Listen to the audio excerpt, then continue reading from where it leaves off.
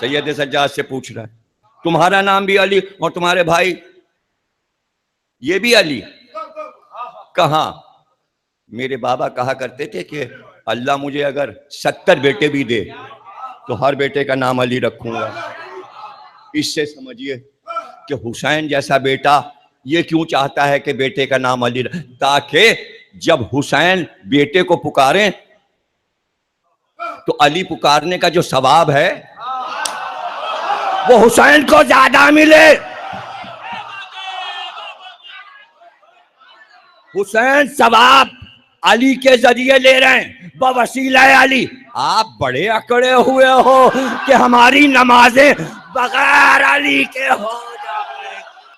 جو لوگ شوقین ہیں ان بحثوں کے انہیں چاہیے کہ شہزادی کونین کا خطبہ فدق غور سے پڑھیں اور سنیں کہ جس طرح آپ نے ولایت علی کی گفتگو دربار میں کھڑے ہو کے کی۔ پہلے اللہ کا ذکر کیا، توحید کا ذکر کیا شہزادی نے، اور اس کے بعد رسالت کی عظمت بتائی، اور پھر تمام فروع دین سمجھائے، اور پھر اصول دین سمجھائے، اور وجہ بتائی فلاں چیز کیوں رکھی گئی، فلاں چیز کیوں رکھی گئی۔ توحید سمجھائی، نبوت سمجھائی، امامت سمجھائی، پھر قیامت سمجھائی، اور ولایت علی کو یوں سمجھایا۔ اور پھر علی پہلو میں کھڑے ہیں، خطبہ سیدہ دے رہی ہیں، صاحب نہج البلاغہ ساتھ میں ہے، شہزادی کے ساتھ حسن حسین، دونوں بیٹیاں دونوں بیٹے، علی پہلو میں، اور پیچھے فضہ جسے پورا قرآن یاد ہے، اور ام ایمن حدیثیں ازبر ہیں، ایک حدیث والی لائن ایک قرآن حافظے والی لائن، کہ ہمارے تو گھر میں ایسی کنیزیں ہیں جنہیں پیغمبر کی ہر حدیث بھی آئے اور قرآن کی ہر آیت یاد ہے، یہ گواہی میں۔ تو اب سوچو سیدہ کا علم کیا ہوگا، اور جب سیدہ بول رہی ہے فدق کے خطبے میں جو علم لٹ رہا ہے، تو یہ بتاؤ میرا شوہر علی کیا ہے، یہ علم کی کس منزل پر ہے، تو بتانا ضروری تھا، اس لیے کہ اذن سیدہ کو ہے بولنے کا۔ بعد نبی علی کی خاموشی، 25 سال خاموش رہنا ہے، 25 سال خطبہ نہیں دینا، خطبے دیں گے کوفے کی مسجد میں خاموش، اور زہرا کو بولنا ہے، تو بتانا ضروری ہے کہ ولایت کیا اور علی کیا۔ میں کہاں سارے ٹکڑے ایک مجلس میں پڑھ سکتا ہوں، پڑھتا رہوں گا، جب خطبہ زہرا شروع کروں گا تو بتاؤں گا۔ ایک جملہ سن لیجئے، جب سب کہہ چکی علی کی فضیلتیں، تھی آیتیں علی کے لیے اتریں، کب اتریں بتاتی رہیں، یہ آیت علی کے لیے اتری، پھر حدیثیں بیان کرنا شروع کی کس کس موقع پر میرے بابا نے علی کے بارے میں یہ حدیثیں کہیں، اس کے بعد ایک جملہ کا وہ سنانا چاہتا ہوں علی کی فضیلت میں، کہا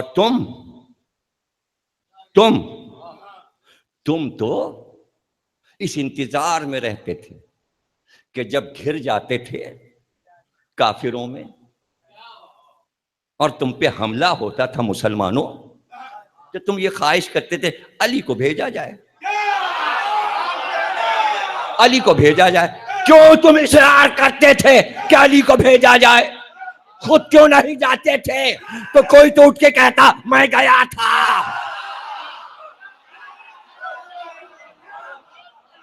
میں گیا تھا، سب چپ۔ اور جب میرا شوہر جنگ کی بھڑکتی ہوئی آگ میں پیغمبر اسے بلا کے بھیج دیتے تھے جہاں کفر کی آگ بھڑک رہی ہے اور وار پہ وار ہو رہے ہیں اور دشمن تیار بیٹھا ہے آنے والے کو قتل کرنے کے لیے، اور جب اس آگ میں میرا یہ شوہر علی جاتا تھا تو تم خوشیاں مناتے تھے اور محاورہ یہ بغلیں بجاتے تھے کہ آج تو ایسا پہلوان مقابل آیا ہے کہ آج تو علی کا لاشا آئے گا، آج تو علی مر کے آئے گا۔ تم منتیں مانتے تھے کہ اب علی کا لاشا میدان سے آئے، مگر ہمیشہ یہ ہوا کہ میرا شوہر فاتح آیا، میرا شوہر فاتح آیا، اور تم اس وقت سب جمع ہو جاتے تھے اور آنے والے کو ایسے دیکھتے تھے جیسے مسلمان عید کا چاند،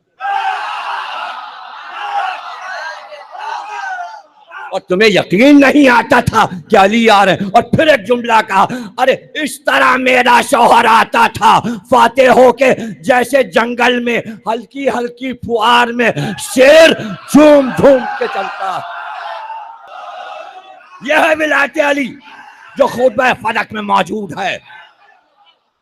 جملہ لے لو، جب زہرا ولایت علی پر ہیں، جو پیغمبر کی عظیم بیٹی ہیں، جنہیں پیغمبر نے کہا میرا دل میرا جگر، جس کے لیے پیغمبر تعظیم کے لیے اٹھے، وہ ولایت علی بیان کر رہے، تو تم کیا ہو منبر پہ اعمال بیان؟ کیا حقیقت ہے امتی کی؟ کیا حقیقت ہے کہ وہ یہ کہہ کے ولایت علی چھوڑ دے کہ کیا صرف ولایت علی پڑھی جائے گی؟ اجی کچھ اور بھی پڑھیے۔ تو پھر یہ خاندان والوں سے پوچھو نا کہ ہمیشہ خاندان کے ہر خطیب نے ولایت علی کیوں پڑھی؟ ارے ولایت، تم اس کی بات کر رہے ہو، خطبے کی بات کر رہے ہو، خطبے کی بات، تقریر کی کہ ولایت علی سے خالی نہیں ہے معصوم کا کوئی خطبہ۔ ہر امام کا، رسول اللہ سے لے کے غدیر خم کے خطبے سے لے کے امام مہدی کے خطبے تک، سب میں ولایت علی، سب میں ولایت علی۔ نہیں، جو ابھی امام نہیں بنیں گے، امام زادے ہیں، سید زادے ہیں، امام نہیں بننے والے، ان کی معرفت یہ کہ جب امام یعنی اپنے باپ کے سامنے بیٹھے تو دنیا کی بات نہ کی۔ ہر ایک امام زادہ موقع ملا ہے امام سے بات کرنے کا۔ باہر والے اتنا گھیرے رہتے ہیں، بیٹوں کو کہاں وقت ملا؟ لیکن اگر ذرا سا وقت مل گیا تو یہ نہیں کہ یہ سوال آسمان کتنا اونچا ہے اور زمین میں کیا ہے، فوراً موقع ملا اور علی کی بات شروع کر دی۔ تو بھائی کم موقع ملتا تھا بیٹوں کو، زید شہید کو موقع جب بھی ملا، امام زین العابدین یعنی باپ، سید سجاد باپ ہیں، زید شہید کے فوراً سوال کیا، بابا یہ تو بتائیے یہ رسول اللہ نے غدیر خم میں علی کو بلند کیوں کیا؟ سوال دیکھا، امام زادہ ہے تو سوال بھی آسمان سے لایا۔ ہم آسمان سے لائے ہیں ان زمینوں کو، میرنیس، ہم آسمان سے لائے ہیں ان زمینوں کو، صدا ہے فکر ترقی بلند بینوں کو، جس کی نگاہ بلند ہے وہ ترقی والا کام کرے گا، نچلا کام سوال بے تکا نہیں کرے گا۔ بے تکے سوال دہرائے جاتے ہیں، یہ کیوں ہوا اور یہ کیوں ہوا، یہ نچلا پن ہے۔ جس کا جواب ہو چکا اس کا کیا پوچھا؟ اوپر کا کوئی سوال لاؤ، ایسا سوال ڈھونڈ کے لاؤ جس کے لیے تمہیں یقین ہو کہ ضمیر اختر جواب نہیں دے سکتا۔ تب تو بات ہے ہم سمجھے ہاں بھائی ایسا سوال لایا ہے کہ جو مجھ سے حل نہیں ہو رہا۔ تو سوال امام زادوں سے سیکھو کہ معصوم سے وہ کر رہے ہیں، تو سوال جو ہے بنانا امام زادوں نے امت کو سکھایا کہ اگر سوال کرنا کسی جاننے والے سے تو ایسا سوال کرنا کہ جو جاننے والے کا امتحان بھی ہو جائے۔ آداب سیکھ۔ تو کیا پوچھا؟ تو کہا بیٹے بات یہ تھی کہ اس دن غدیر خم کے دن رسول اللہ علی کو علم بنائے ہوئے تھے۔ علم عربی میں علم کے معنی ہے بلند کر دینا۔ تو علی کو بلند کیوں کیا؟ کہ امت کو یاد رہے کہ ایک اونچی چیز علم دور سے دیکھا تھا 2 لاکھ نے، تاکہ یاد رہے، بلند چیز یاد رہتی ہے۔ تو وہیں پھر عالم نے اس حدیث کے نیچے لکھا، ہمارے عالم نے، کہ ہم اس لیے علم اٹھاتے ہیں تاکہ دور سے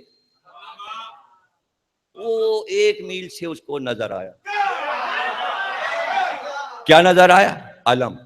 علم کا کیا کام ہے؟ صحیح راستہ. مڑ کے دیکھا اور حق کی طرف آئے. اس لیے رسول اللہ نے علی کو بلند کیا تھا، قیامت تک جو راستہ بھولے پلٹ کر.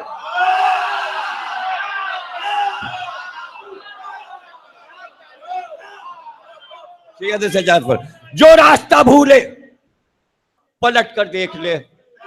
بلند علی کو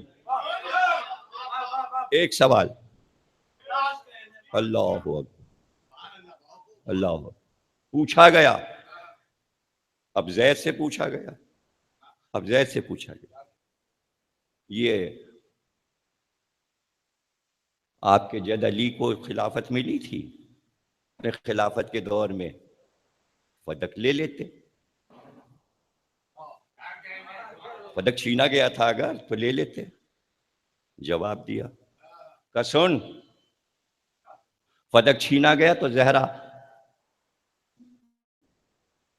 زہرا کی مظلومیت ختم ہو گئی، پھر آج ہم غم نہ منا رہے ہوتے. تاریخ لکھتی وہ تو سب واپس مل گیا تھا.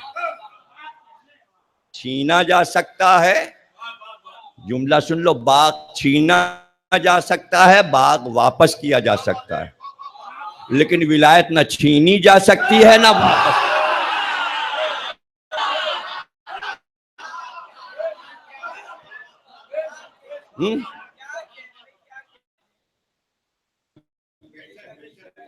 ایک ہے پیغمبر اللہ کی طرف سے، ایک ہے امام اللہ کی طرف سے، سمجھے نا؟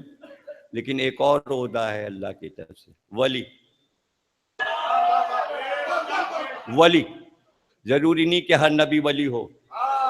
کیا کہہ رہا ہوں سمجھو، ضروری نہیں کہ ہر نبی ولی ہو. اللہ نے قرآن میں 2 یا 3 پیغمبروں کو ولی کہا. نہ آدم کو ولی کہا، نہ نوح کو ولی کہا، نہ موسیٰ کو ولی کہا، نہ عیسیٰ کو ولی کہا، نہ یحییٰ کو، نہ زکریا کو، نہ داؤد کو، نہ سلیمان کو. کہا خضر وہ میرا ولی تھا،